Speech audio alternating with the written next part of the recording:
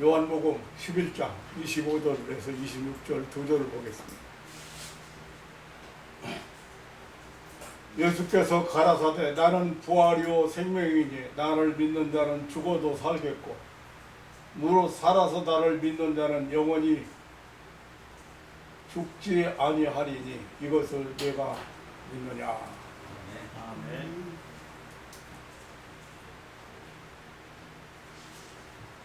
오늘 결론을 먼저 말씀을 드리면 오늘 설교 말씀은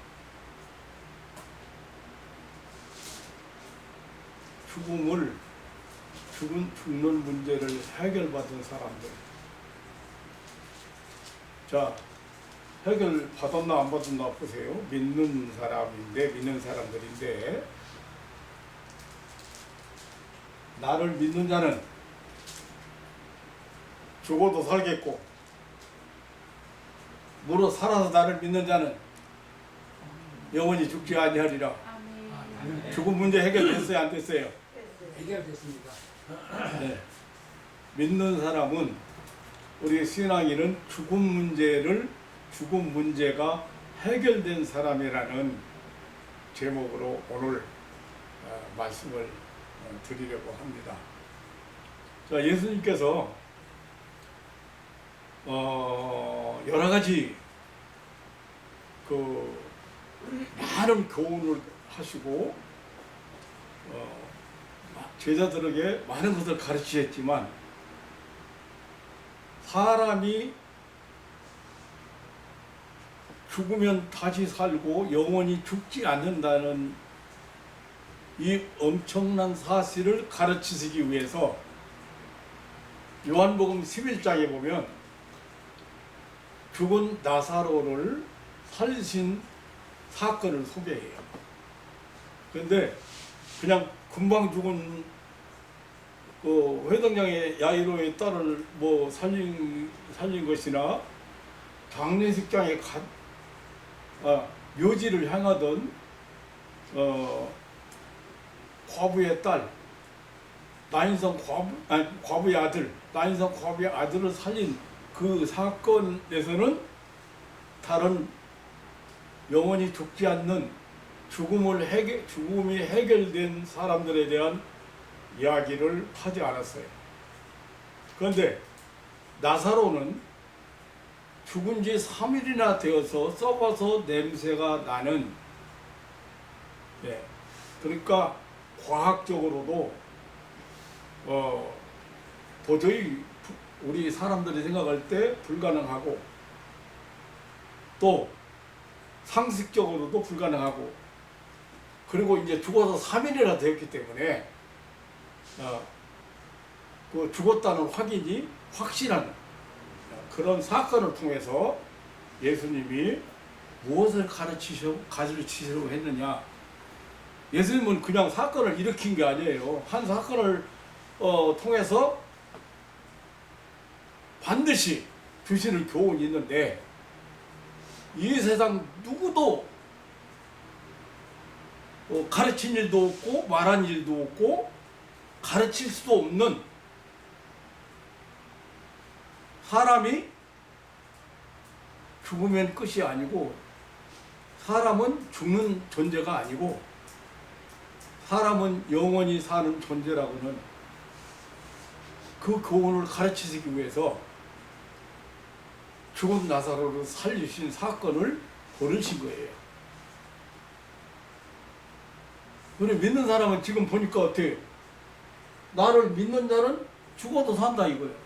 부활한다 이거죠. 자, 무릇 살아서 나를 믿는 자는 영원히 죽지 않는다. 그 죽음 문제가 해결된 사람이 믿는 사람들이에요. 내가 왜 이 지금 설교를 준비했느냐면 요즘 정말로 요즘이 아니죠. 여러분 우리가 잘 몰라서 그러지 순간순간마다 이 세상에는 수많은 사람들이 죽어가고 있다. 요즘 이제 코로나로 인해서 많은 사람들이 죽어가고 있습니다. 또 전쟁으로 인해서 죽어가고 있습니다. 여러 가지 재난으로 인해서 죽어가고 있습니다. 이 순간도 지금 죽어갑니다. 그런데 그 죽음이 뭔지, 그리고 죽은 후에 어떻게 되는지 잘 모른다고 말이죠. 그런데 이 죽음을 사람들이 굉장히 두려워하잖아요. 왜 두려워할까요? 만약에 죽음이 끝난다고 하면 두려울 거 하나도 없어요. 근데 죽음 후에 다른 세계가 있고 영원히 죽지 않기 때문에 두려워하는 거예요. 그런데 우리 믿는 사람은 예수님께서 죽어서 장사해서 썩어서 냄새나는 물리적으로 화학적으로 도저히 과학적으로 뭐 의학적으로 어떤 상식적으로 세상의 어떤 전례적으로도 살아날 수 없는 나사로를 무덤에서 불러내시고, 그리고 인간은 죽는 존재가 아니라는, 그리고 우리 믿는 사람은 죽음 문제가 해결된 사람이라는 것을 교훈하신 내용입니다. 인생은 누구나 태어나서 얼마 동안 이 세상에 살다가 죽는다는 사실을 아무도 부인하거나 모르는 사람은 없습니다. 그러나 그리고 이 죽음은 누구도 피하거나 도망칠 수 없다는 사실도 다 알고 있습니다.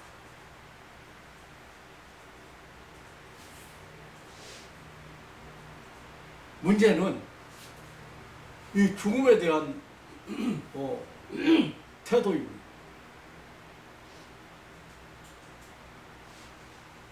창세기 2장 17절에 하나님께서는 피조물인 우리 인간이 조물주 하나님께 불순종하면, 다시 말하면 하나님의 법을 어기면 반드시 죽으리라고 선언을 하셨습니다. 그런데 마귀 사탄은 창세기 3장에서 보면 결코 죽지 않고 하나님과 같이 된다는 거짓말을 했습니다. 이 마귀 사탄에게 속아서 범죄한 아담은 결국 창세기 3장 19절에 보면 필경 흙으로 돌아가는 판결이 내려졌습니다. 그 후에 모든 인생은 변함없이 죽음을 향하여 가고 있습니다. 지금도 수많은 사람들이 불가항력적인 천재지변이나 혹은 전쟁이나 여러 가지 사고, 그리고 무수한 질병으로 인해서 죽음을 맞이하고 있습니다. 죽음은 때와 장소를 가리지 않습니다. 인종도 구별하지 않습니다. 세계의 어느 곳이든 남녀노소 빈부귀천 지식의 유무를 가리지 않고 찾아오는 불청객입니다.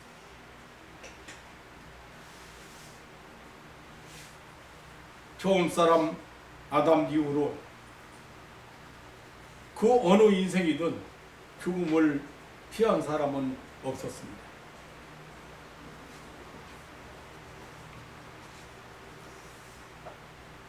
성경 히브리서 9장 27절은 한 번 죽는 것은 사람에게 정하신 것이라고 했습니다.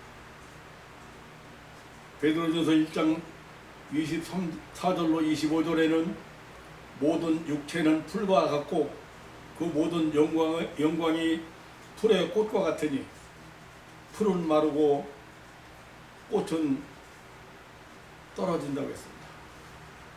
참으로 죽음은 인생에 있어서 너무도 명백한 사실입니다. 분명하게 나의 것으로 우리가 받아들여야 되고 실제적인 것이잖아요. 그럼에도 불구하고 문제는 죽음에 대해서 너무 무지하고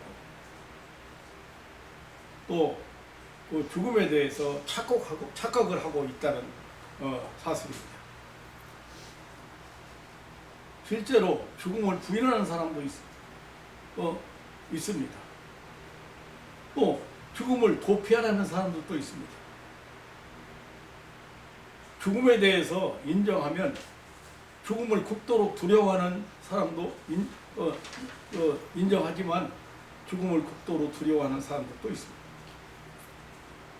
죽음에 대해서 언급을 회피하고 죽음에 대해서 생각도 하지 않으려고 하는 사람들이 있습니다.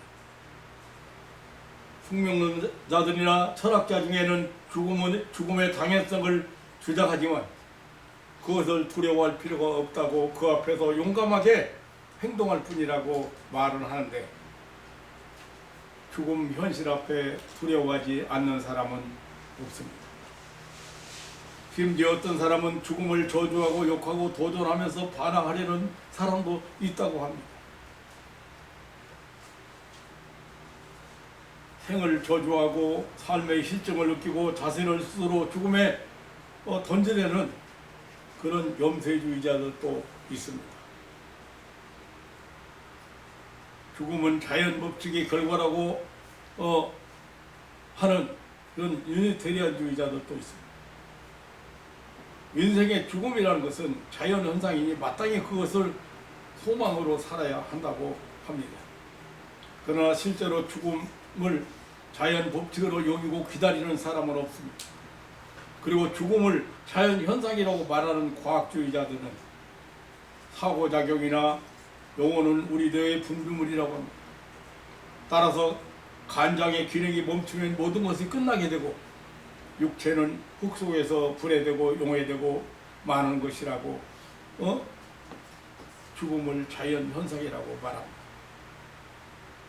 심지어 역사상에는 자기가 어떤 명예로운 이름이나 영웅 칭호를 받기를 바라면서 누군가가 자기 목숨을 끊어주기를 열망하는 그런 광신주의자도 있다고 합니다. 아무튼 이 사람들은 이 죽음에 대해서 너무도 무식하거나 잘못된 견해를 가지고 있는 것이 사실입니다. 그런데 오늘 예수님은 죽음에 대해서 확실하게, 이 성경은 이 죽음에 대해서 확실하게 교훈을 하고 있습니다.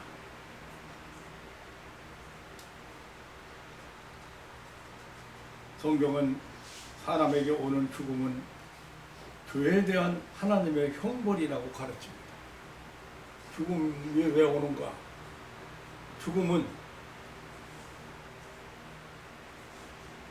죄에 대한 하나님의 형벌이다. 창세기 2장 17절에 내가 먹는 날에는 정령 죽으리라고. 에스겔서 18장 4절에는 범죄하는 그 영혼은 죽으리라고 했습니다. 로마서 5장 12절에 한 사람 아담의 범죄가 모든 사람에게 사망을 가져왔다고 했습니다. 그러므로 죽음은 자연 법칙이 아닙니다. 죽음은 인간의 죄의 결과입니다. 로마서 6장 23절에 죄의 값은 사망이라고 확실하게 말하고 있습니다. 고린도서 5장 22절에 아담 안에서 모든 사람이 죽은 것 같이라고 했습니다. 죽음은 죄의 결과로 온 하나님의 형벌입니다. 진노입니다.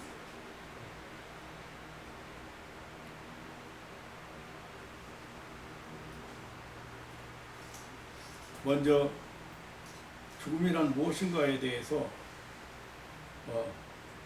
성경에서 우리에게 알려주는 교훈을 생각해 보도록 하겠습니다.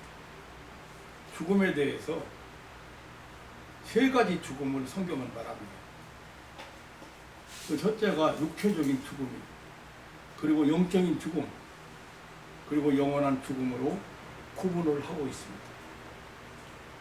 육체적인 죽음은 우리 영혼이 육체로부터 떠나는 것을 의미합니다. 그리고 일반적으로 사람들이 죽는다고 하는 그 그 죽음이죠. 그러니까 영혼과 육체가 나누어지는 거예요. 분리되는 거예요. 그것을 일반적으로 죽는다고 해요. 그리고 영적인 죽음은 사람의 영혼이 하나님께로부터 떠나 있는 상태를 말합니다. 그러니까 생명의 근원 대신 하나님과의 단절이죠. 하나님과의 분리, 네, 하나님과 관계가 끊어진 상태를 말하는 것입니다. 아담 이후 모든 사람이 이 영적 죽음 상태라는 사실입니다. 그래서 하나님과 관계 회복을 사는 것이라고 하고 영생이라고 하는 것입니다. 이것이 영적 말하자면 죽음이죠. 그러니까 하나님과 관계가 연결되는 것이 이제 사는 것이라고 그러고, 그것이 영생이라고 그러고, 그걸 거듭났다 그러고, 새로 났다 그러고, 다시 났다 그래요. 그럼 우리 믿는 사람들은 모두 거듭난 사람들이에요. 네. 그래서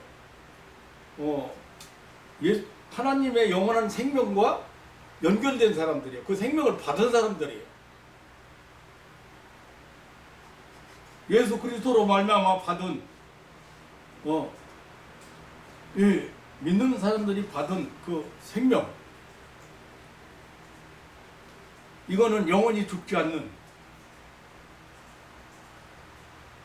오늘 본문에 예수님께서 가라사대 나는 부활이요 생명이니 나를 믿는 자는 죽어도 살겠고 무릇 살아서 믿는 자는 영원히 죽지 않는다. 그러니 예수님은 부활이요 생명이기 때문에 그 예수님과 연결된 사람들은 영원히 죽지 않는 영생을 사는 사람들이고 죽음 문제가 해결된 사람들입니다. 그 다음에 마지막으로 영원한 죽음입니다. 성경에서 말하는 이 영원한 죽음은 불신자들, 믿지 않는 사람들이 받는 영벌이죠. 하나님의 불못에 던짐받는 그런 영벌을, 다시 말하면 다시는 하나님의 은혜를, 하나님의 자비를 받을 수 없는 상태로 있는 것을, 가는 것을, 그것을 영원한 죽음이라고 합니다.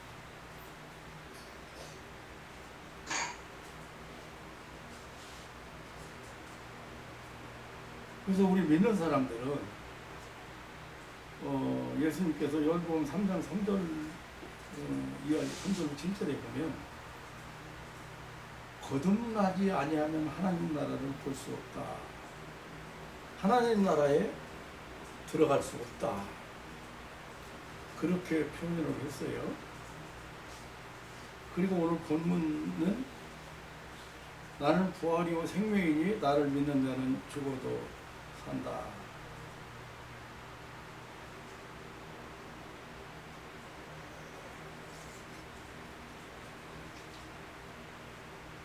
이 영원한 그래서 우리 성도들은 이 죽음에 대해서, 이 영원한 죽음에 대해서, 아니면 영적인 죽음에 대해서 우리는 완전하게 해결을 받은 사람들.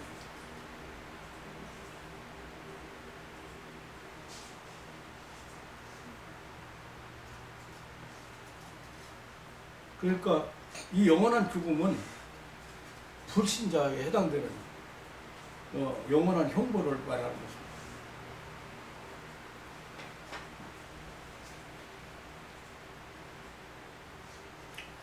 그러므로 우리들은 이 죽음에 대한 태도가 남달라야 합니다. 시편 116편 15절에 보면 성도의 죽는 것을 여호와께서 귀중히 보신다고 했습니다.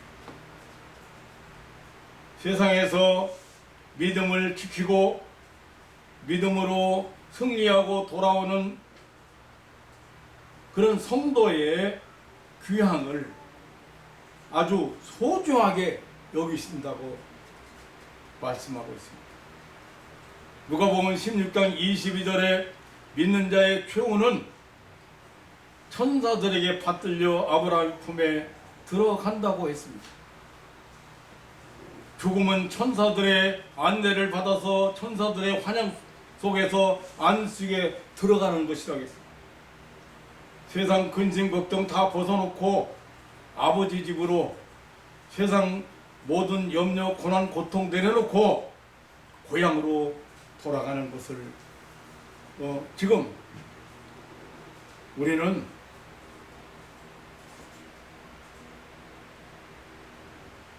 기다리고 있는 사람들이고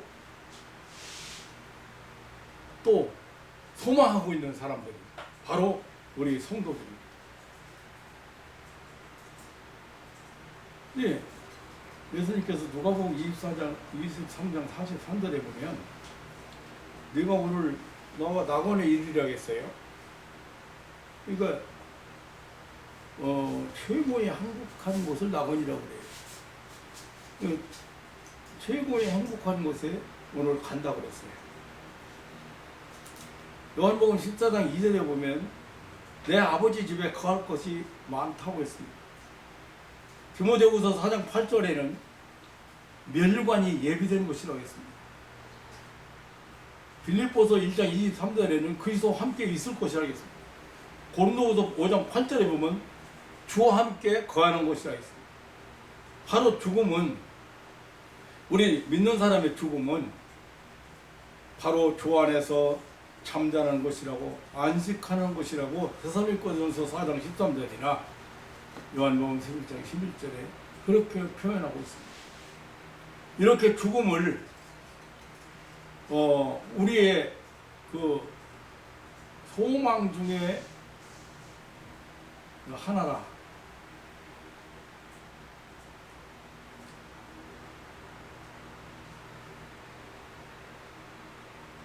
우리가 결코 두려워하거나 싫어해야 할 일이 아니라는 사실. 이렇게 우리는 모두 그리스도 예수 안에서 죽음 문제를 해결받은 사람들입니다.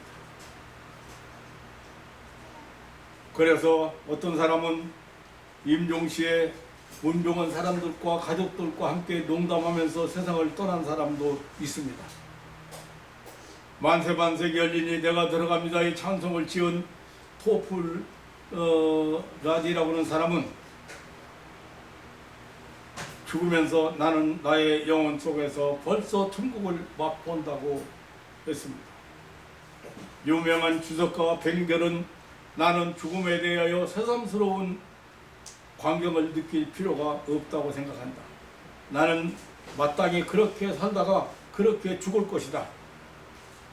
나는 죽을 때 마치 사무관계로 인하여 이 지방에서 저 지방으로 건너가는 것 같이 될 것이다 라고 했는데 과연 그의 말처럼 그렇게 세상을 떠났다고 합니다. 사랑하는 성도 여러분, 죽음은 누구에게나 일어나는 실제입니다. 이것은 사는 문제보다 더 중요합니다. 그러므로 삶을 준비하는 것처럼 죽음도 준비해야 합니다. 세계적인 부흥사 찰스 피니 여기 유명한 얘기가 있죠.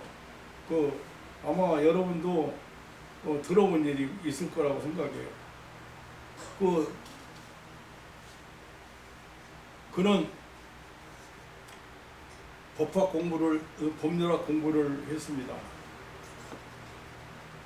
법관이 되기 위해서 머리도 좋고 공부를 했습니다. 한 번은 기도 중에 마음 가운데 음성이 들려왔습니다. 피니야, 너 법률 공부를 해서 무엇 하려느냐? 저는 법관이 되고 좋은 직장, 좋은 직업을 가질 것입니다. 그 다음에는 그 다음에는 부자가 될 것입니다. 그 다음에는 예쁜 여자 만나서 결혼하지요. 그 다음은 늙겠지요. 그 다음은 죽지요. 그 다음은 죽지요. 그랬는데 그 다음은 할 말을 잃어버렸습니다.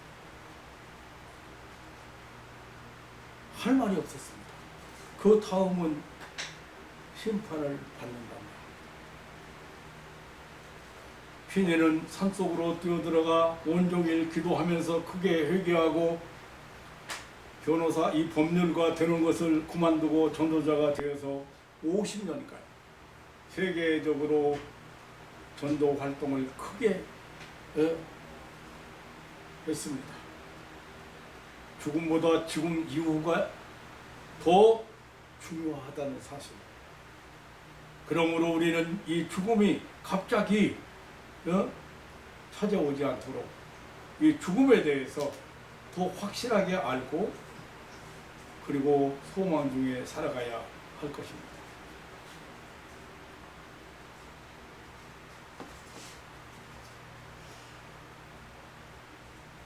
저는 지난주에 영혼 얘기를 했습니다. 사람의 본질 중에 하나인 이 영혼 안다는 거, 영혼이 있다는 거, 존재한다는 거, 그리고 그 영혼이 죽지 않고 영원히 산다는 거.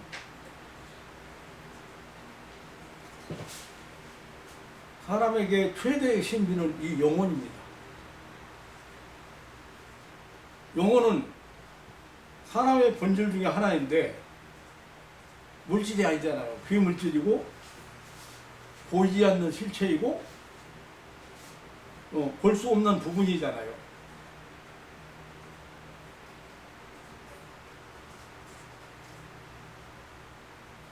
영혼은 우리 인체의 모든 것과 관계되고 좋은 것과 싫은 것, 기쁨과 슬픔 등 삶 전체에도 관계하고 있습니다. 그래서 영혼이 잘 되어야 한다는 말씀을 지난 시간에 드렸습니다. 성경에서 보면 이 영혼을 히브리어로는 소울, 그리고 헬라어에는 푸스케 그렇게 표현을 했거든요. 그런데 이 영혼을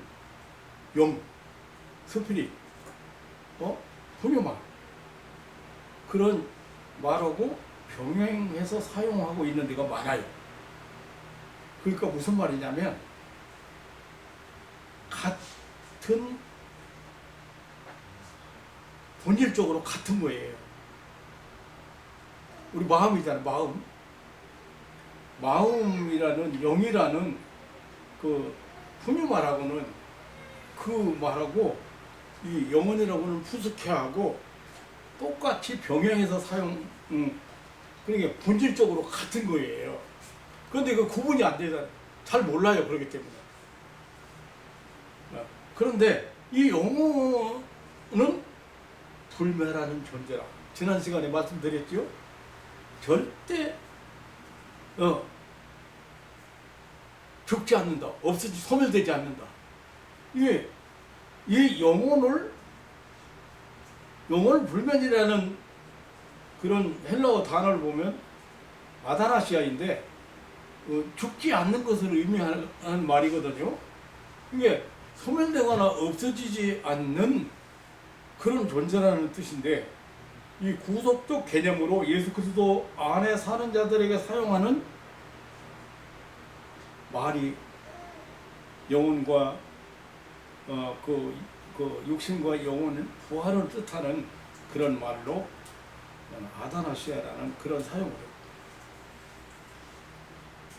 불멸이라고 하는 것은 하나님께서 영원하신 것처럼 하나님의 생명을 받은 우리 성도에게 적용되는 그런 말들입니다. 디모데후서 1장 8절에서 12절이나 디모데전서 1장 19절 그 내용을 늘 참조하시면 되겠어요. 이 영혼 불멸에 대한 사상은 물론 불신세계나 또 세계의 다른 종교에도 다 있습니다만은 이 기독교의 영혼 불멸 사상과는 많이 다릅니다.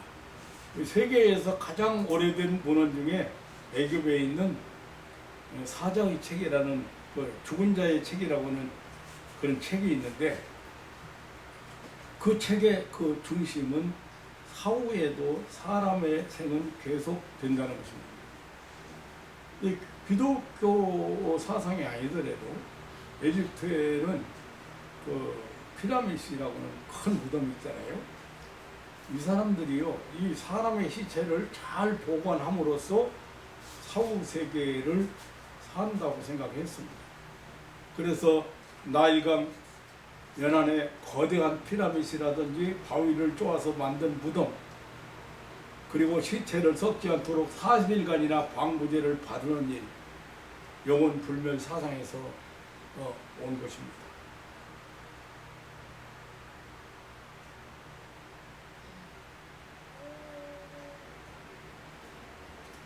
그 사람의 시체를 담아두는 관을 그 살아있는 자의 괴라는 이름을 붙였어요. 거기 책에 보면. 그리고 불교의 은에서도 영혼 불멸 사상은 나타내고 있는 것은 확실하잖아요. 중국이나 일본이나 우리나라는 그 죽은 조상을 숭배하는 것으로 사후 세계의 계속을 표현하고 있습니다. 그래서 이제 추석이 되면 뭐 조상에게 제사를 지내고 새 복식을 가지고 이런 사상들이 있는데 이게 다 영혼 불멸 사상에서 온 그런 것들입니다. 물론 이런 그 성경의 영혼 불멸 사상과는 다른 것들이지만은 이들은 단순하게 종교적 신념이나 도덕적 심리 반로에서 기인한 것들입니다. 성경은 영혼과 육신의 부활을 말하고 구속적 존재로서 영혼이 살아있다고 교훈하고 있습니다. 아무튼 인간의 영혼이 불멸적인 것으로 실제로 존재한다는 사실 앞에는 모두가 공감하고 있다는 사실입니다. 성경의 교훈들은 한결같이 믿는 자들, 구원받은 자들은 영원히 살아있는 자들이라고 확증하고 해두고 있습니다. 마태복음 22장 32절에 나는 아브라함의 하나님이요 이삭의 하나님이요 산자의 하나님, 산자들 아브라함이나 이삭이나 수천 년 전에 있던 믿음의 조상들이지만 그런 사람들을 산자라고, 이 산자의 하나님이라고 그렇게 믿음의 조상들의 몸이 무덤 속에 있지만 분명히 살아있다고 그렇게 말하고 있습니다. 누가복음 16장 19절로 31절 중에 나오는 부자와 나사로의 비유 중에서 분명히 사후 생존을 말하고 있습니다. 히브리서 11장 13절로 16절에서 믿음의 사람들이 스스로 땅에서는 외국인과 나그네라고 했습니다. 성경은 저들이 더 좋은 본향을 사모하며 돌아갔다고 했습니다. 구약의 믿음의 조상들은 죽음을 말할 때 자기의 열조에게로 돌아간다고 창세기 15장 15절이나 25장 8절이나 35장 29절에 말하고 있습니다. 욥기 19장 25절로 26절에 욥은 사후에 육혀 밖에서 하나님을 보리라고 했습니다. 이사야서 26장 19절에 죽은 자들은 살아나고 우리의 시체들은 일어나리이다. 티끌에 거하는 자들아 너희는 깨어 노래하라. 주의 이슬은 빛난 이슬이니 땅에 죽은 자를 내어 놓으리로다라고 했습니다. 다니엘서 12장 2절로 3절에는 땅의 티끌 가운데서 자는 자 중에 많이 깨어 영생을 얻는 자도 있겠거라고 했습니다. 예수님께서는 친히 부활하심으로 죽은 다음에 다시 사는 진리를 확증해 주셨습니다. 그리고 또 한 가지 확실한 사실은 죽은 후에 우리의 영혼은 천국에 간다는 사실입니다. 누가복음 23장 43절에 한평 강도에게 예수님께서 오늘 네가 나와 함께 낙원에 있으라 했습니다.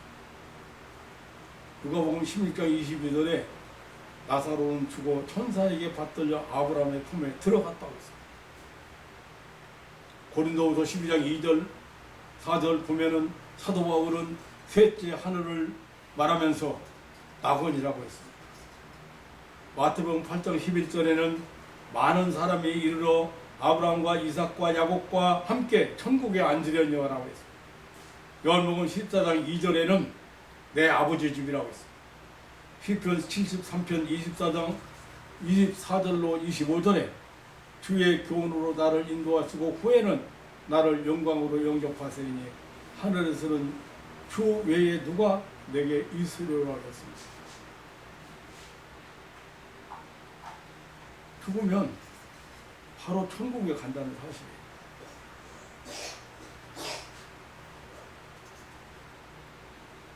이렇게 우리는 맞이하는 죽음과 함께 영원히 즉시 천국으로 간다는 사실입니다. 그래서 사도 바울은 고린도후서 5장 8절에서 몸을 떠나 주와 함께 거하는 것을 더 사모한다고 했습니다.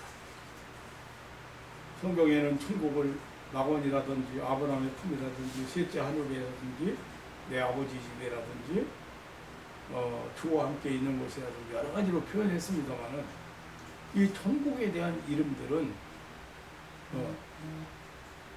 우리에게 다른 세계가 있다, 내세가 있다, 영생한다는 것을 표현하는 것들입니다. 천국은 우리가 죽으면, 우리가 세상을 떠나면 그 영혼이 바로 가는 것입니다. 천국이 아닌 다른 대기 장소가 없습니다.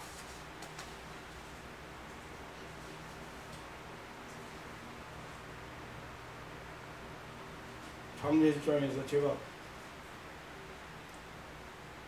깜짝 놀란 일이 있습니다.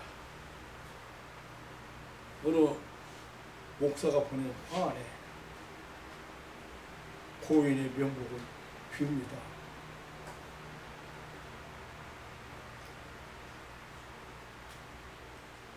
다른 사람들 볼까봐 얼른 가서 뜯어내고 싶어요. 명복은 죽은 후에 그 사람, 그 영혼이 잘 되게 해달라는 뜻이에요. 불교 용어예요. 불교에서 사용하는. 언젠가 여의도 광장에서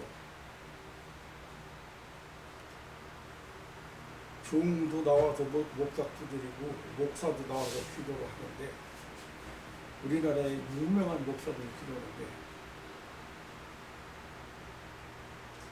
죽은 자들 영혼을 위해서 영혼이 잘 되기를 영혼을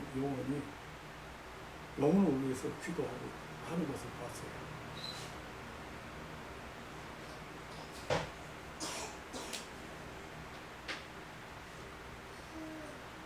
그 목사님은 유명하지만 내가 봤을 때 성경을 잘 모르는 사람이에요. 죽으면 그 영혼이 바로 천국 가는 거예요. 아니면 불신자가 죽으면 지옥 가는 거예요. 그 영혼을 위해서 기도한다든지 영혼을 위해서 복을 빈다든지 부끄러운 일이에요. 성경에 죽은 후에 어떻게 하라는 내용이 한 자도 없어요.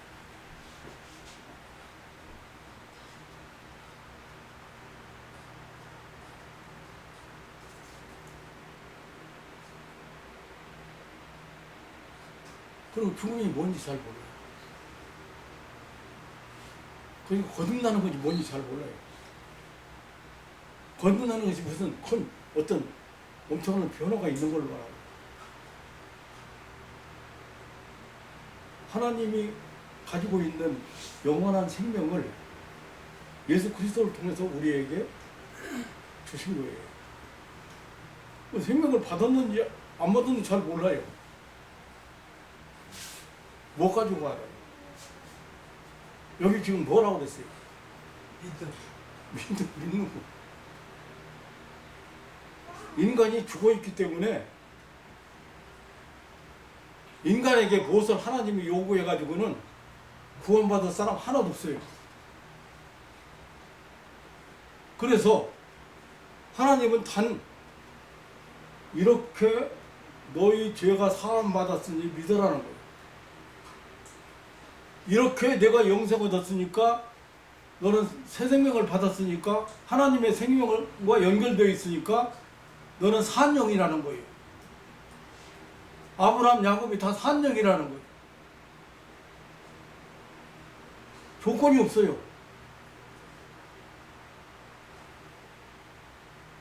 방법이 없어요.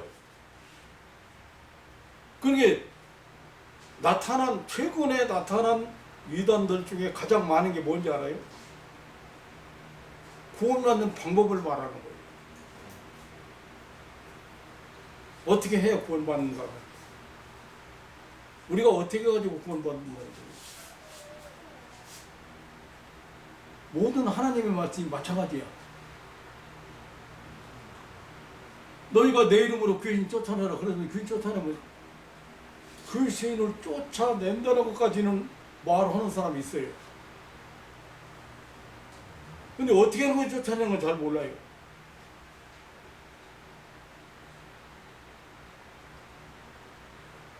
그리고 이 악한 사단 마귀는, 이 귀신은 자, 냄새나고 더럽고 썩고 똥 있는 곳에 뭐가 모여요? 그러면 이 똥파리를 안 모여들게 하려면 치워버려야 돼요. 죄가 있는 곳에 절대 안 떠나요. 그렇기 때문에 목사가 축기와 함께 회개를 시키는 거예요. 회개를 촉구하는 건데, 회개가 사람들이 엄청난 걸로 생각하고 있어요. 어떤 게 회개인지 잘 몰라요.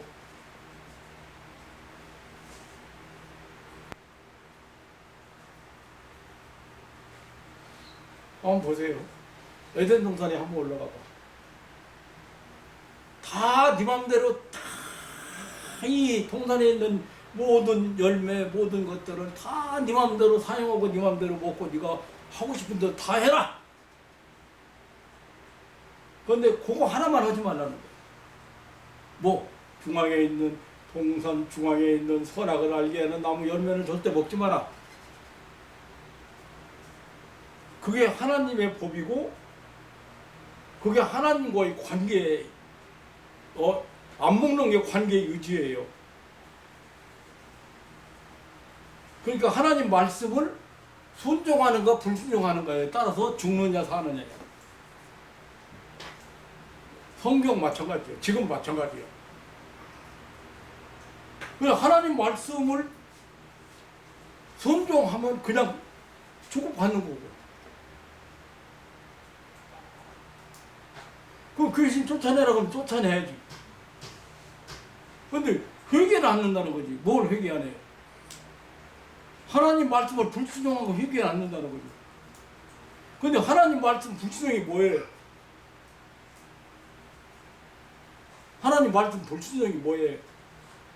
크게 나누면 두 가지로 나눠요. 한 가지는 하나님을 사랑하라는 것이고, 또 한 가지는 하나님의 형상을 담게 지음받은 인간을 사랑하라는 거예요. 두 가지예요.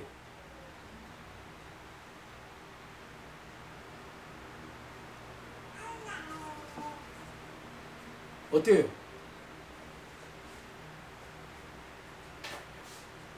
그럼 회개는 어떻게 해야 돼요? 어? 회개 어떻게 해야 돼요? 내가 하나님보다 더 마음 쓴 게 있는가? 하나님보다 더 사랑하는 게 있는가? 하나님을 내 마음속에 찾아보니까 하나님이 잘 안 보여. 하나님께서 마음의 한 구석에 다른 것 다 찾아가지고 자식이 다 찾아오고 있고 돈이 다 찾아오고 있고 세상 쾌락이 다 찾아오고 있고 사람 미워하는 것이 다 찾아오고 있고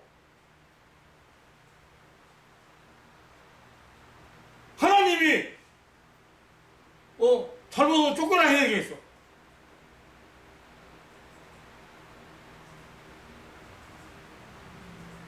그러니까 내가 하나님보다 더 마음을 더 쓴 것이 있는가? 회개해야지. 하나님보다 더 좋아하는 것이 있는가? 회개를 해야 될 거 아니야.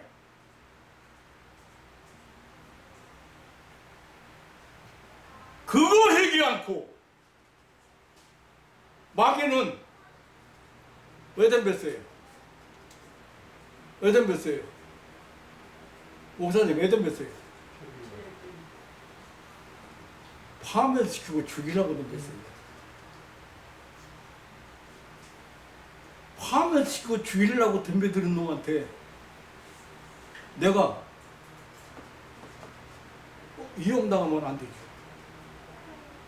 그 내가 이 축구 사역을 많이 했지만 이 사역하는 가운데 이런 거 봤어요.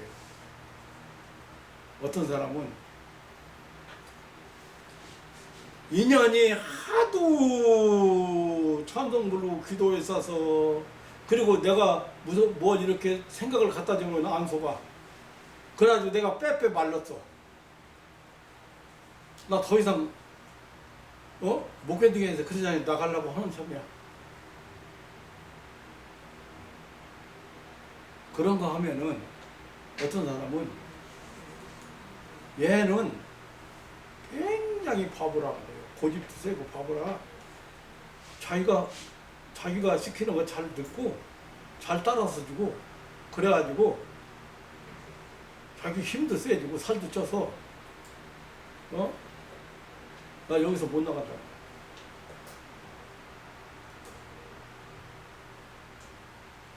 하나님 말씀에 순종해야 될 사람이 하나님 말씀에 순종하고 않고 마귀가 주는 일을 마귀가 주는 생각을 대수롭지 않게 생각하고 따라했다 이거예요. 마귀가 힘을 얻어가지고 그래서 거의 이제 얘는 거의 끝났다. 그런데 포기하고 나가갔어요.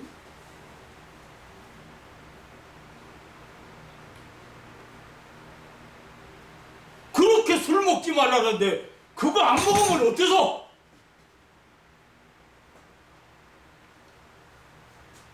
그렇게 게임하지 말라는데 그거 안 하면 어때서? 든든해진 다음에 해봐. 별 재미없어. 나는 게임을 어떻게 하는 건지 잘 몰라. 하나도 몰라. 옛날에 바둑이나 조금 배우고 장기 조금 한 거 군대 가서 시간 있을 때 뭐 좀 계급 높은 사람이 할 일 없고 그러면 뭐 하는 게 그거잖아. 야 아무개 일병 이리 와봐. 너 장기 잡은 다음에 한수해. 한 거 그거밖에 없어. 할 줄 아는 게 없어. 배우고 조금 하고. 그런데 내가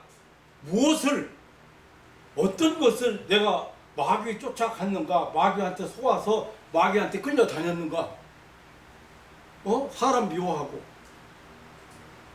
분해하고, 섭섭해하고, 억울해하고,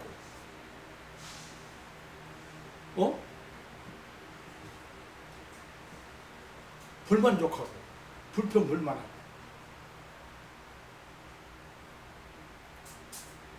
내가 이 지긋지긋한 열병, 이 지긋지긋한 이 전염병이 왜 생긴다고 했어요? 성경을 살펴보니까 불평불만이라니까요. 요거 다시 시작. 왜 다시 시작해? 아니 괜찮은데 더더만 다시 시작해? 옛날보다 데모가 더요.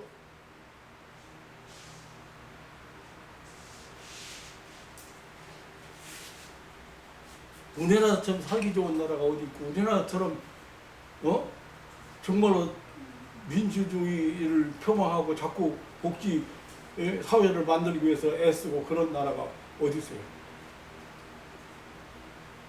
이것은 이 마귀는 혼자 하면 힘 못 쓰잖아요. 그러니까 자기 그럴듯한 의견을 내놓고 거기에 동의하는 사람 모아가지고 데모하는 거예요. 기맥히잖아요. 여러분 한번 생각해 보세요. 대기업주가 망하면 그 밑에 몇십만 명이 그 기업주가 망하면 자기도 망하는 거예요. 자기도 직장 떨어지는 거예요. 그래서 얼마나 많은 기업주들이 무너졌어요.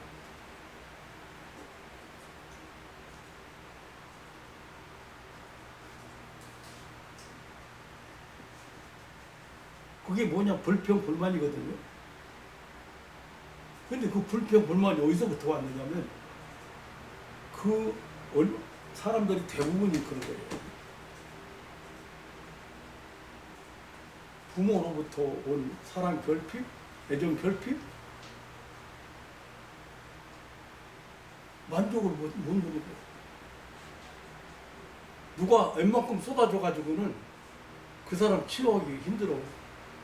왜냐면 너무 애정 결핍돼 있어. 이 사회가 그렇게 만들었어. 이혼하게 만들고 구박하게 만들고.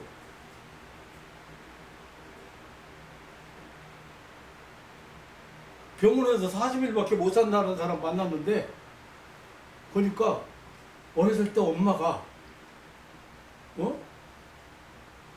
엄청 구박도 하고 인정해주지도 않고 혼자 많이 놔두고 이렇게 했어요. 그런데 그런 사람이 엄마가 지금 이혼해가지고 남편한테 배신당해가지고 얼마나 힘들게 살아가고 얼마나 고통 중에 살아가고 아픈 상처를 안고 살아가는지 그걸 어린애가 이해하겠어요? 그거 이해 안 되죠. 엄마 형편에 대해서. 그런데 그때는 그랬다고 쳐요. 그때 병자가 된 거예요. 그때. 근데 이제 성장했다 이거예요. 지금도 생각나면 엄마가 옛날 구박하고 엄마가 자기한테 욕하고 함부로 얻은 거 생각나는 거예요. 세브란스 병원에서 충이 머리 뇌까지 올랐기 때문에 많이 살려면 40일밖에 못 산 거예요.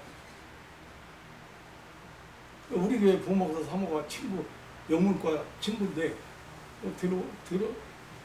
나보고 이제 와보니까 그 부목사 사모가 가만히 보니까 야, 이 목사님 뭐 죽은 사람도 일어나고 뭐 암병아리 낫고 그러니까 자기 친구 참 안타까운 사람인데 데려오면 기도 좀 해주겠어. 그래, 데려오라 했지. 충이 뇌까지 올라갔대. 무슨 충인가는 잘 모르겠어요. 충이 뇌까지. 실제적으로 우리 동기 목사 사모가 충이 뇌에 올라가서 죽은 사모가 있어요. 근데 나는 데려오라 했어요. 데려왔어요. 부목사하고 부목사 사모하고 집사람 몇 사람 오고 유아실에다 데려다 놓고 찬송 부르고 말씀 보고 하나님은 모든 병과 모든 약한 것 예수님은 모든 병과 모든 약한 걸 고치셨다. 그런데 그 모든 병이 보니까 그때 병명이 많이 안 알려졌어도 그래서 모든 병과 모든 약한 것이라고 했어도 거기 보니까 뭐 고통에 걸린 자, 중풍병자, 간질하는 자, 귀신 들린 자 뭐 다 나와. 그런데 내가 그 사람의 과거를 알아요. 그 사람의 가정 형편을 아무것도 모르잖아요. 근데 알고 보니까 나중에서 내가 알고 보니까 어렸을 때 엄마가 혼자 살면서 이혼도 하고 혼자 살면서 그 딸을 그렇게 굽어갔어. 그 선생의 역사에 일어난 거예요.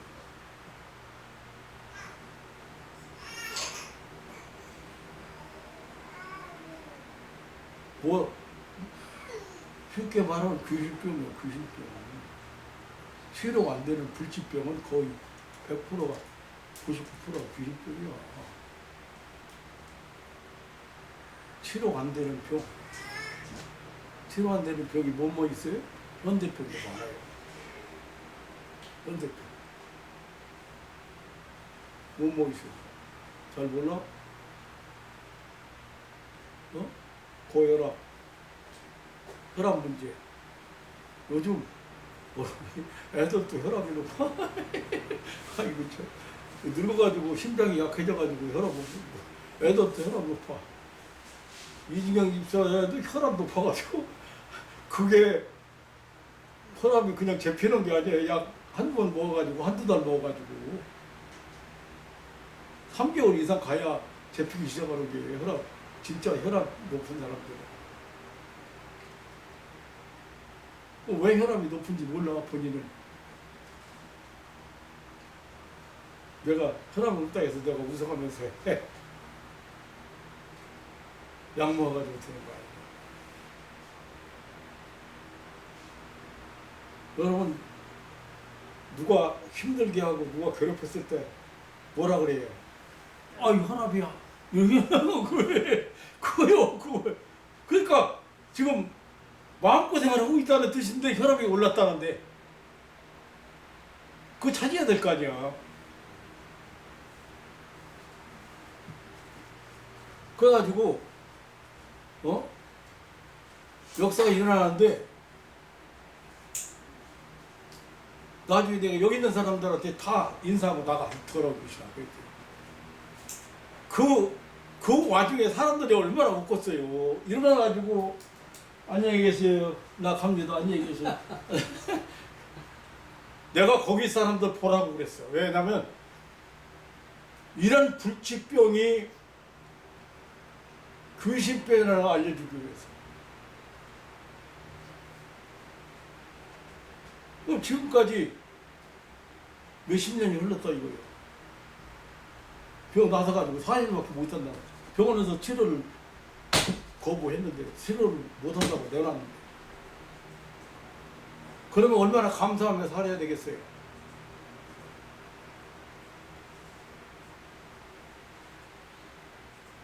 그런데 어깨가 또 한 번은 어깨가 아파서 고통스럽다고 통증이 온다고. 그런데 해볼 거 다 해봤을 거 아니에요. 침 맞기도 하고 쥐약도 하고 뭐 그런데 무리하게 사용을 많이 해서 그런데 이게 교무과에서 타이핑 뭐 이걸 많이 해가지고 그랬다니요. 쓸데없는 소리인 거예요. 하나님께서 그렇게 엉성하게 만들었어?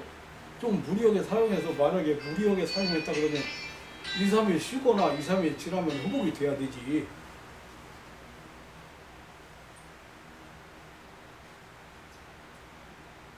모처럼 찾아온 사람한테 야단만 쳤어. 뭔 야단 쳤어? 불평, 불만을 왜 하고 사냐. 남들 아파트 30평, 50평짜리 사는 게 너도 아파트 30평, 50평짜리 살아야 만족해?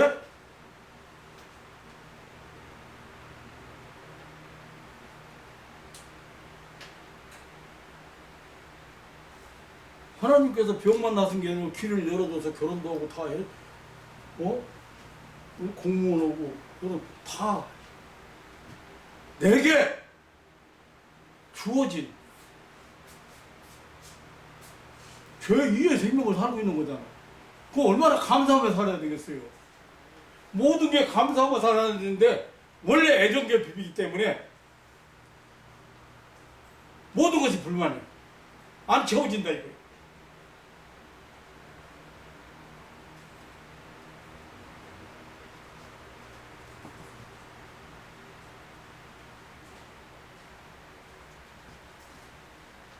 엉뚱한 얘기를 좀 바꿔줄 것 같은데 이 중에서 지금 택시 타고 지금 겨우 여기까지 와서 앉아있어 지금. 근데 왜 주도도 받고 또 컨트롤도 받고 또 괜찮은지 저거 또 그런데 왜 남아있는지 아세요? 정신 차리라고.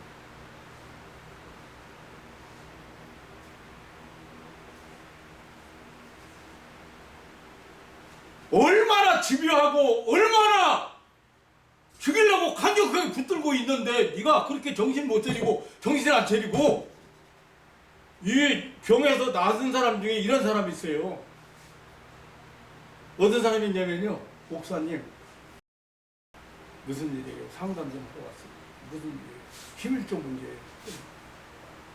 그래 무슨 얘기인데요? 제가 봉급 다 가지고 11조를 꼬박꼬박 했습니다. 그런데 그 봉급 11조 한 데서 또 적금 들었어. 그런데 이 적금을 탔는데 여기서 11조를 떼야 됩니까? 안 떼야 됩니까?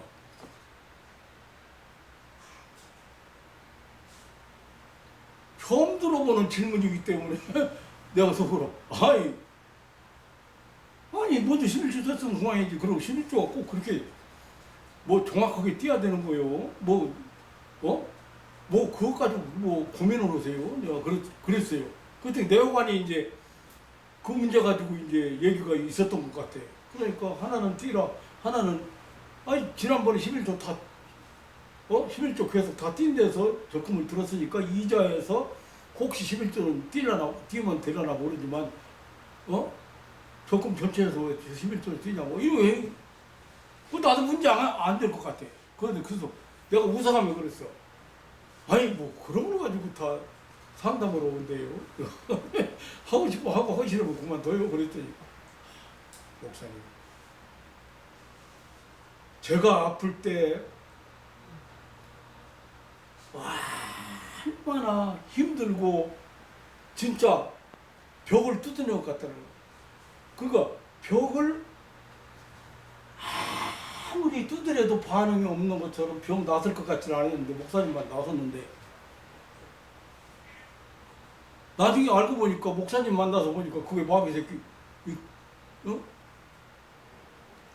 그 귀신 다 그렇게 완전히 사로잡아가지고 병을 포기할 생각이고 병 나설 생각을 못 했는데 알고 보니까 마귀 새끼가 부두고 늘어진 거예요. 그래서 그때 하도 고생을 많이 해가지고 목사님 안 맞으면 나 죽었는데 그때 고생 많이 해가지고 내가 정신 바짝 나가지고 이만큼도 마귀한테 빌미를 주고 싶지 않다. 내가 정신 바짝 차렸어요. 목사님 웃지 마세요. 웃지 마세요. 오죽하면 그것까지도 집사님 정신 차려야 돼. 내가 수십 번 직장 옮기면 안 된다는 것도 왜냐면 알고 있거든요. 괴롭히는 사람이 생겼어요. 힘들게 하는 사람이 생겼어요. 너무 이게 속하고 못 견디겠는 거예요. 다른 데로 옮길 거 찾는 거예요. 그러면 조건이 좋은 것도 갖고 나한테 옮긴다 보면 내가 모든 게 한번 말려봤어요. 그런데 나는 거기 전문가도 아니지만 본인이 뭐 거가 조건이 좋고 어쩌고 가야 된다 그러고 뭐 이렇게 하니까 그냥 놔뒀지만 절대 거기 옮겨가지고 또 거기서 뿌리를 내리느냐 못 내리게 만든다는 말이다.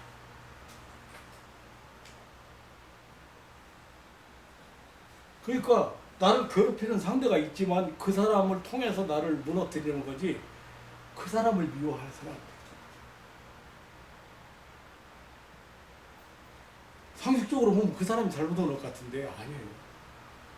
아들을 자식을 이용하고 남편을 이용하고 아내를 이용하고 이용해가지고 나를 회사 직원을 동료를 이용하고 상급자를 이용해서 나를 무너뜨리는데 내가 거기 말려 들어가면 나만 손해 보는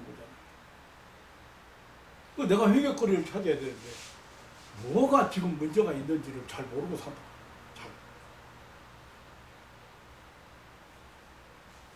그래서 어제 저녁에 전화 받고 전화 끝나고서 잠깐 기도하는데 집사님 잘 들어요. 정신체리라고요. 정신 바짝 체리라고. 예. 끊고 완전히 끊고 정신 바짝 체리라고.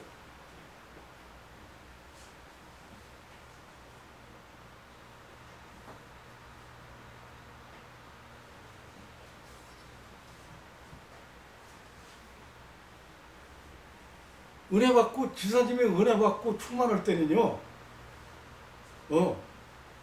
그때는 정치 사이트도 안 들어가고 그때는 분통도 안 터뜨리고 미워하는 사람도 없어요. 11조 이렇게 올라가요. 양반이 나한테 처음 은혜 받고 저기 갔을 때는 다른 교회 다닐 때거든요. 그때는 한 달 조금 넘겨 있었는데 100만 원 붙여왔어요. 목사님 10에 1조는 본교에 바치고 10에 2조예요. 이게 내가 뭐라 할까봐 미리 다 11조를 왜 본교에 바치지 이로 보냈나 이제 뭐라 할까봐 그랬는지 모르지만 10에 2조예요. 너무 감사해요. 보내왔어요. 얼마 벌어온지 알아요? 10에?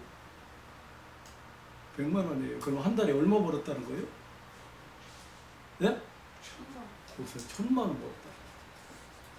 능력 있는 사람입니다. 은혜 받고 길 열리니까 보통 5, 60만 원 이상 다 11조 했어요. 왜 무너지는가? 어느 순간부터인가 내가 무너지기 시작한 거예요. 환경? 아니.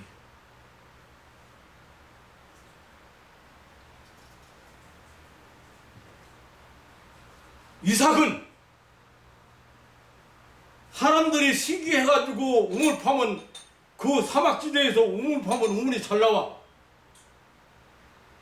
그 사람들이 시기해가지고 그거 빼서 다른 데 가서 우물 파.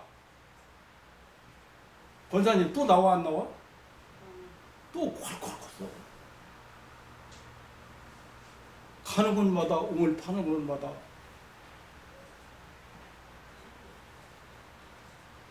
왜? 이삭은 이름 자체가 웃음이고 기쁨이에요. 하나님 앞에 기쁨을 주고 웃음을 주는.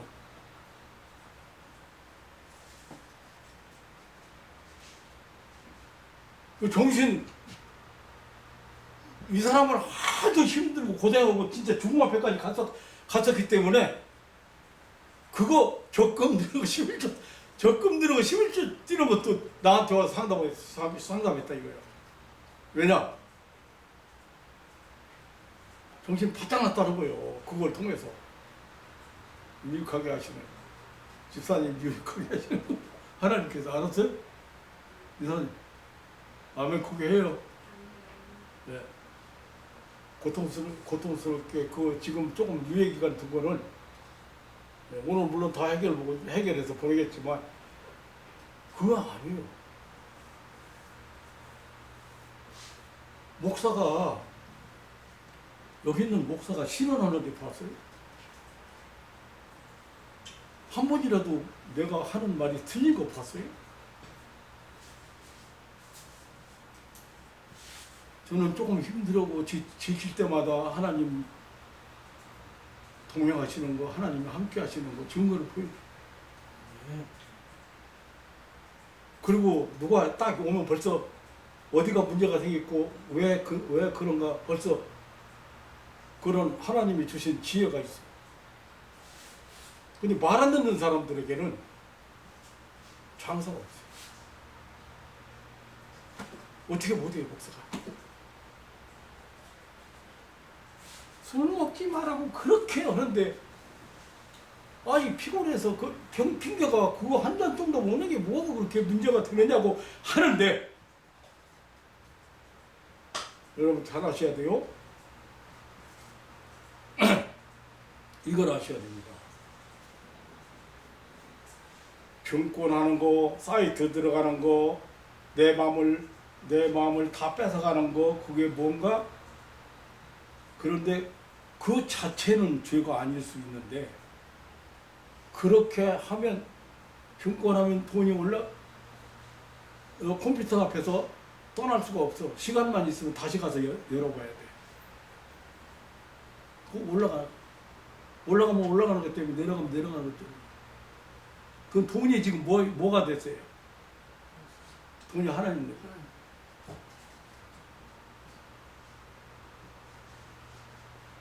그 죄예요. 그리고 욕심이. 돈에 대한 욕심이 생겼다. 돈에 대한 애착이 생겼다. 그 죄예요. 돈으로 살아가지 마라. 돈을 살아가는 건 일만하게 뿌리다. 욕심내지 마라. 욕심이 생기기 시작하면 죄 뭐가 나? 욕심이 생기기 시작하면 나중에 욕심이 잉태라는 게 생긴 거거든. 욕심이 생겼다 이거. 그러면 뭐가 나? 애기 생겼으니까 날 거 아니오. 뭐가 나? 나중에 욕심이 잉태하면 죄를 짓고 죄가 장성하면 사망을 낳는다. 죽는 거예요. 뭐가 그렇게 죽습니까? 아니 그거 술? 그거 뭐가 그렇게 중요해? 안 먹으면 되는 거예요. 다른 걸로 대처해. 근데 하나님이 먹지 말라는 건 불순종해서 죄지요.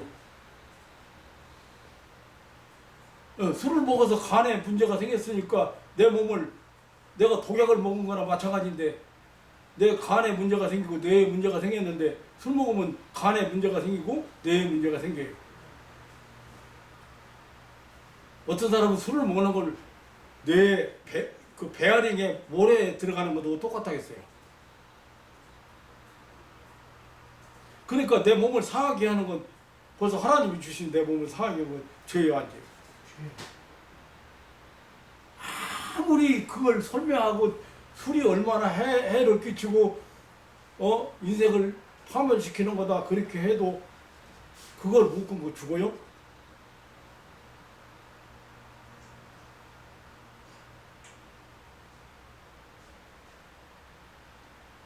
마귀가 그거 와서 기도받고 쫓겨가고 병 낫고 그러면 정신 차려야지 또 다시 옛날로 돌아가고 그러고서 나중에는 병원으로 끌고 간 거야. 그럼 그렇게 체험하고서도 병원으로 갈 일이요? 병원에서 병원을 입원했어요. 왜 병원을 이러오지? 어떤 목사가 한번 여러분 생각해 보세요. 간경화증 간염이 심하다는데 병원으로 갔다가 뭐라고 왜 이로 안 하냐고 뭐라고 할 목사가 어디 있어요? 어떻게 책임지려고요? 하나님이 살아계시고 지금 이 자리에 기도하는 자리에 하나님이 와서 역사하실 거 믿기 때문에 오라고 그러는 거예요.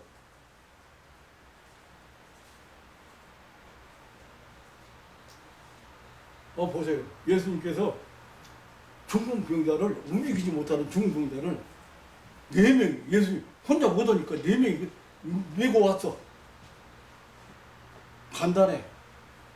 내 죄사함 받았느니라. 중풍 오는 사람들 다 이유가 있어요.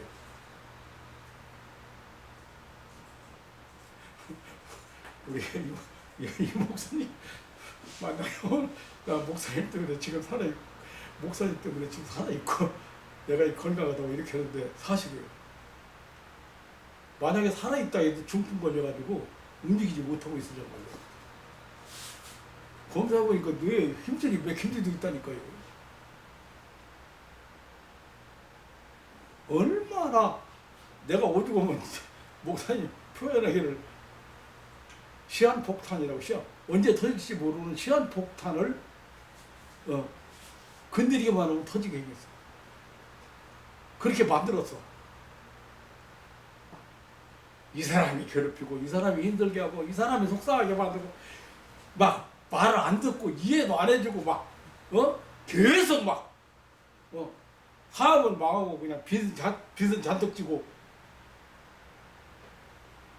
또 하나님 앞에 와서 머리 숙이니까 은혜 받고 뭐 얼마 안 가서 다 1년 안 가서 다 갚았을 거예요. 그런데 그들은 어떻게 해요? 정신이 바짝 나가지고 목사가 허락한 대로 잘 따라서 했어요. 진짜 용서할 수 없는 말까지 들려도 용서하라니 용서하는 거예요. 사랑하라고 사랑하는 거예요.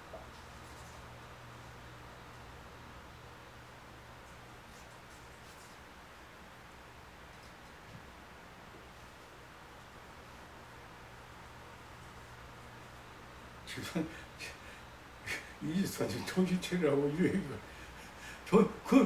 아니 다 그 믿음 가지면 확실하게 해결 볼 줄 알았거든요. 2차례 3차례. 근데 해결 못 보고 오늘 지금 택시 타고 온 거 봐. 그거 아무것도 아닌 거거든요, 사실은. 그 아무것도 아니지만 소가 넘어가서 내가 나화 되어버린 사람은 분별이 잘 안 돼. 생각하는 것도 분별이 잘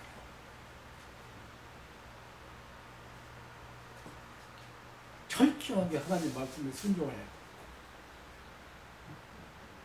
근데 하나님 우리가 할 수 없는 일을 하라는 거 하나도 없어요.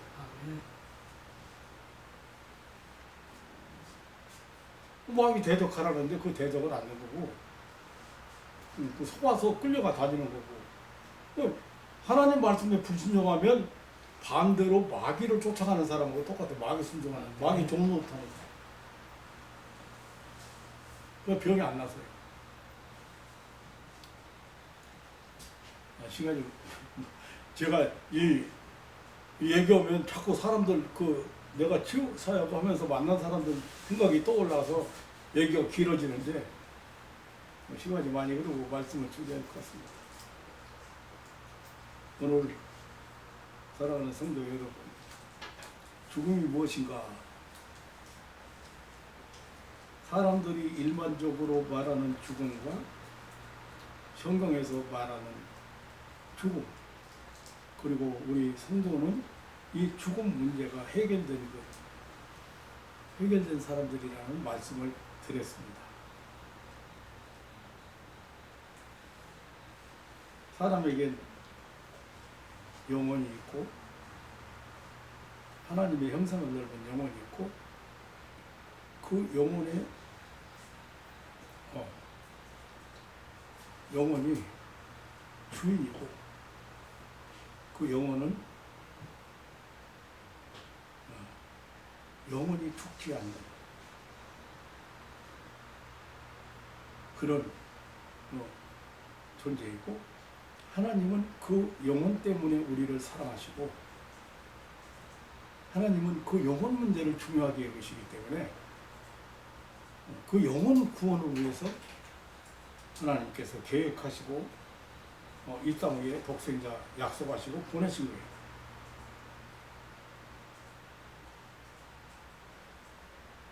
우주에 있는 물질도 사실은 없어지는 것이 없고 다만 형태만 변한다는 것이 과학의 증거입니다. 그러니까 물리적인 변화, 과학적인 변화, 이건 과학의 법칙이에요. 영혼 불멸은 과학이나 철학이 증명할 수 있는 것은 아닙니다.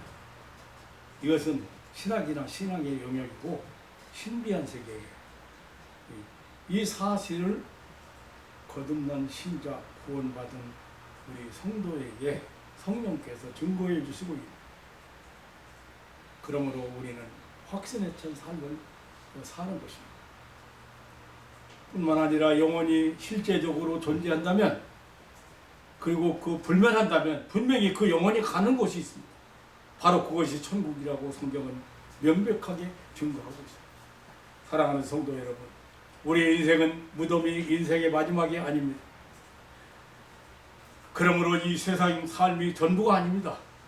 죽음은 새로운 삶, 그 아픔이나 고통이 없고 슬픔이나 눈물이 없는 그런 세계의 삶이 시작되는 그 삶의 그 새로운 삶의 그 관문이 바로 죽음입니다.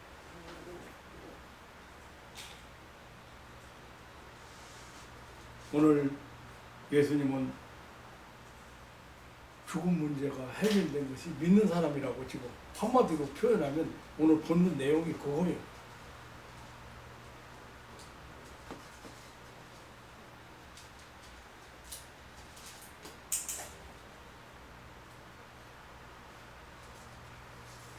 선교사, 고마의 선교사지요.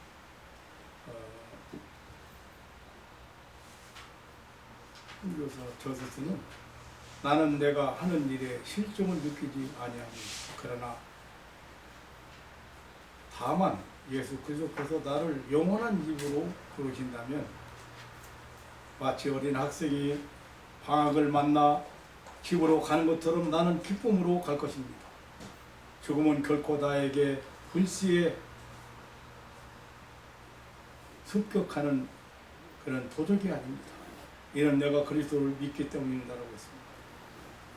믿음으로 하나님의 생명을 얻은, 예수 생명을 얻은 성도 여러분, 다른 인생관, 다른 내세관을 가지고 현실에 충실하고 현재 삶이 이 현재의 삶보다 중요한 내세를 준비하는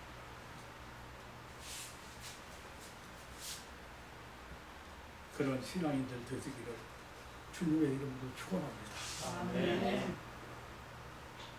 아모스 선지자의 말대로 하나님 만나기를 예비하는 신앙인들이 되시기를 주님의 이름으로 축원합니다. 아멘. 하나님 앞에 설 때에 하나님 앞에 보시기에 정말 항상 기쁨을 드릴 수 있는, 웃음을 이렇게 드릴 수 있는 그런 신앙인들, 승리자들 되시기를 다시 한번 주님의 이름으로 축원합니다. 아멘. 요즘 이제 죽음 얘기가 너무 좀 심각하게 왔다 갔다 해서 제가 이 설교를 기독 성경에서 말하는 죽음에 대한 설교를 준비했습니다. 하나님 아버지 놀라운 사랑과 은혜를 감사합니다. 우리 예수님은 믿는 자는 죽어도 살고 살아서 믿는 자는 영원히 죽지 않는다는 죽음을 해결받은 자들이라는 귀한 말씀을 우리에게 확실하게 주셨습니다.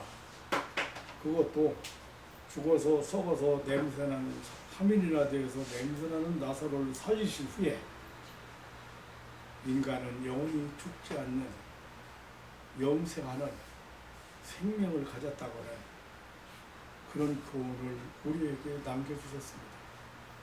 사랑하는 가족들이 오늘 현실에 충실하는 것도 중요하지만 내세를 준비하는 것도 중요하고 무엇보다 나는 죽음 문제를 해결한 영생을 얻은 자로서 오늘을 살아간다는 분명한 확신 속에 오늘을 살아갈 수 있도록 하나님 축복해 주옵소서. 하나님 아버지, 우리의 생명이 되시고 부활이 되시는 그런 예수님을 바라보면서 오늘의 승리자들이 되게 하옵소서. 우리 구주 예수님의 이름으로 기도하옵나이다. 아멘.